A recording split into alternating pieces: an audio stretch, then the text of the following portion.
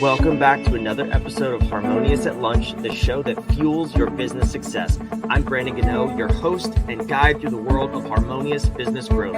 Today, we're unlocking powerful strategies with industry experts to help your business thrive. If you're a business owner, entrepreneur, or executive, you are in the right place.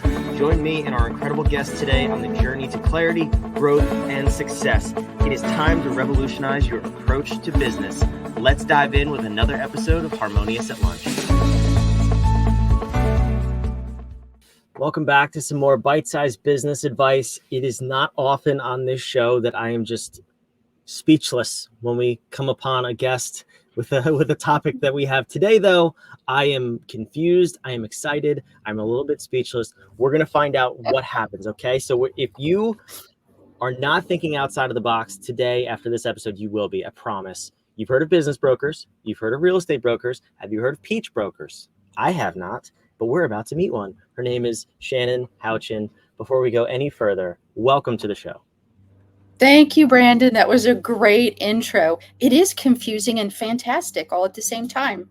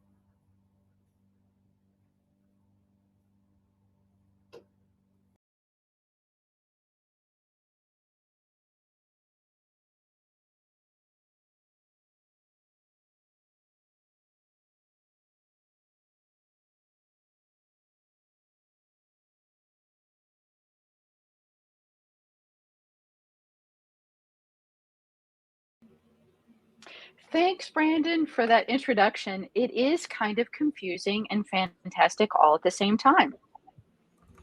Yeah, so it's one of those things where I'm like, we talked before we were recording. Is she selling drugs? Is this a cover for something? Like, no, we're actually talking about peaches. So and being a peach broker. So can you just for the listener, for the audience, tell me in a nutshell what you do as a peach broker and why this is a side hustle that nobody's ever heard of. Right. So I actually buy and sell peaches. So it's a commodity, just like corn is. We're familiar with that, right, in the US. People buy and sell corn, and it's used for lots of commercial and, I don't know, industrial purposes. Peaches, however, are still just consumed by the general public, but it's a premium commodity, meaning that it's always in high demand and it can be in very low supply depending on the weather, right? And it's a premium commodity because the prices are really high depending on, fluctuating availability. And consumers are just willing to pay more for a really good peach. And so that's what I do. I just buy and sell this commodity, which is peaches. The venue in which I choose to do it in, is that iconic, like old school roadside stand that used to be along American roadways all across the Midwest and the South and up the East Coast. But as we lose more mom and pop farms, independent farms to commercial growers, we're not seeing those farm stands anymore. And so it is my mission, not only to buy and sell peaches, to make money and support my family, but to bring back the roadside stand to American roadways, because it's a nostalgic experience that people love and they're hungry for, and it makes them inherently happy when they see a roadside stand. So it's a win-win-win on all sides of the transaction, because it's a great money maker We support local farms and orchards, and we make the consumer happy. So it's like the best, money maker, the best living you've never heard of. And there aren't many people in the US who do this, but um, that's my goal, to bring back the roadside stand. Not yet. There's not yet that many people that do this until this episode. Let's see if we can get some more. But you're right. I think this is interesting. As you're talking, you're bringing back a memory for me where in my town growing up, there was this really really small farm on the way to, I don't know, really just out of our neighborhood, where we always passed it. There's two of them, depending on which way you went, and they were just selling vegetables and fruit on the road. And I was like, I don't know who stops there, but it was always busy, and they were cleaned out at the end of the day. And I Yes, never put two and two together, like, oh, they're probably making a lot of money doing that, because it's fruit and vegetables, right? Like, but this right. is where you kind of blew me away with what we're talking about. So you're explain this part to me. You're going to local farms, you're buying peaches in bulk, you're setting up a road stand and just selling them on the side of the road. Do I have that right? Yes, that was the original business blueprint that I created for myself. In that, um, I negotiate for the most part directly with orchards, and fortunately, most of the orchards in the U.S. are still independently owned. They're still mom and pop, second, third generation families that are running these orchards. So it's easier to negotiate with them in order to buy bulk peaches, and they have their own terms and so forth. So you just negotiate like for any other commodity or product. And then I bring the peaches in and we do sell them from, old style roadside stands. So at a busy intersection, in a vacant parking lot. We love to be in parking lots with really busy retail businesses like pancake houses and gas stations. So, with intention, I keep the look and feel of the business very, very, very simple because it is iconic. And that memory of a roadside stand or a peach stand is stuck in 1960, 1970. So we emulate that look and feel and that experience. So on purpose, we keep the look and feel of the thing very, very simplified. So yes, we do that on, just on the roadways at an intersection. And we do other things. We do mobile farmers markets now. So we actually have like a truck and we'll go into neighborhoods and set up so homeowners can shop for a couple hours. We do set up at farmers markets now as well. We go to festivals and fairs, and we do artisan markets and shopping markets. And I mean, we've actually even been in corporate headquarters. I've had the hobby store Michaels have me in for their corporate headquarters to set up a farm stand. And I mean, it just people want that experience so bad, and that's partly why it's so profitable, because there is this hunger and craving for it, and there's not many people who do it. And so if you do it, you will make a lot of money. You cannot fail at this. I mean, you just cannot fail. The only way you can fail is not do it. That's quite the claim, but I mean, it sounds like you're backing it up too, because we touched on the nostalgia piece of it, which is obviously there. But then the simplicity of it is like, you're not even growing the peaches. You're wholesaling or reselling the peaches. You don't have to manage an orchard. You don't have to be a farmer. You just have to know how to subtract $1 from $2 and get your profit. Now, I don't know what you sell the peaches for, but like, excuse me, it's so simple. I love this. Yes. So talk to me about like, what are you actually making with this business? Because the number you threw around before was a little bit surprising to me. What does a realistic weekend or time Yeah. period of profit look like for you? Yes. So, a good roadside stand, I just say a good one. It's not a great one, but a good roadside stand or a pop-up stand, if you will, and we can go into the difference here in a minute, but it should net 1,500 a week. So net profit on a good one should be 1,500 in your pocket. at the end of a Sunday. So we'll go Saturday to Sunday, for example.